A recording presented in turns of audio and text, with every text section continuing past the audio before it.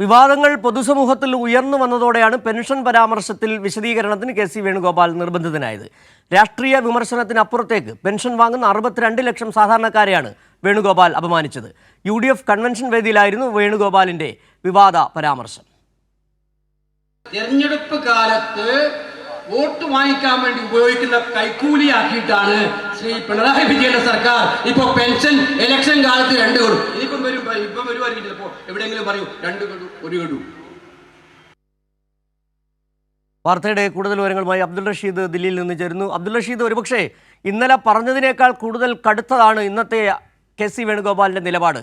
പറഞ്ഞതിൽ കൈക്കൂലിയാണ് 62 ലക്ഷം പേർ വാങ്ങുന്നതെന്ന പരാമർശത്തിൽ ഉറച്ചു നിൽക്കുന്നുവെന്ന് തന്നെയാണ് കെ.സി. വേണുഗോപാൽ പറഞ്ഞത്. ഒപ്പം തന്നെ എടുത്തു പറയേണ്ടതാണ് ഇന്ന് വി.ഡി. സതീശൻ, പ്രതിപക്ഷ നേതാവ് ഉൾപ്പെടെയുള്ളവർ അദ്ദേഹത്തിന് പിന്തുണയുമായി, കെ.സി. വേണുഗോപാലിന് പിന്തുണയുമായി എത്തുകയും ചെയ്തത്.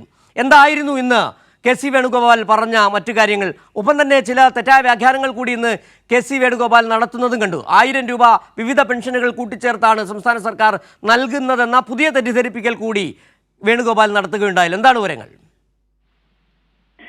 സിജു, ഈ പെൻഷൻ വിതരണവുമായി ബന്ധപ്പെട്ട് സംസ്ഥാന സർക്കാരിനെതിരെ നടത്തിയിട്ടുള്ള പരാമർശത്തിൽ ഉറച്ചു നിൽക്കുന്നു എന്നുള്ള നിലപാടാണ് ഇന്ന് കെ.സി. വേണുഗോപാൽ വ്യക്തമാക്കിയിരിക്കുന്നത്. പ്രധാനമായും ഈ കുടിശ്ശിക തീർക്കാനുള്ള അവസരമാക്കിക്കൊണ്ട് തെരഞ്ഞെടുപ്പുകളെ ഇടത് സർക്കാർ കാണുന്നു എന്നതാ ഒരു ആരോപണമാണ് കഴിഞ്ഞ ദിവസങ്ങൾ ഉയർത്തിയിട്ടുള്ളത്. ഇത്തരത്തിൽ തന്റെ വാക്കുകൾ വളച്ചൊടിച്ചുകൊണ്ടുള്ള ഒരു സമീപനമാണ് മറ്റു പാർട്ടികളുടെ ഭാഗത്ത് നിന്ന് ഉണ്ടായിട്ടുള്ളത്. എന്നാൽ തന്റെ നിലപാടിൽ താൻ ഉറച്ചു നിൽക്കുകയാണ് എന്ന കാര്യമാണ് കെ.സി. വേണുഗോപാൽ മുന്നോട്ട് വെച്ചിട്ടുള്ളത്. അതേസമയം ഈ സാമ്പത്തിക രംഗങ്ങളിൽ സർക്കാരിന് മറ്റു കാര്യങ്ങളിലാണ് പ്രധാനപ്പെട്ട മുൻഗണനയുള്ളത്. പാവപ്പെട്ട ആളുകളുടെ കാര്യത്തിൽ വലിയ മുൻഗണന ഇല്ല എന്നതടക്കമുള്ള നട്ടുനടപ്പൻ ന്യായങ്ങൾ പറഞ്ഞുകൊണ്ടുള്ള ഒരു സമീപനമായിരുന്നു കെ.സി. വേണുഗോപാലിന്റെ ഭാഗത്ത് ഉണ്ടാവുകയും ചെയ്തിട്ടുള്ളത്. അതേസമയം ഉമ്മൻചാണ്ടി സർക്കാരിന്റെ കാലഘട്ടത്തിൽ ഉണ്ടായിട്ടുള്ള കുടിശ്ശികയുമായി ബന്ധപ്പെട്ട ചോദ്യത്തിൽ നിന്നും അദ്ദേഹം ഒഴിഞ്ഞു മാറുകയും ചെയ്തു. പ്രധാനമായും 18 മാസത്തോളമാണ്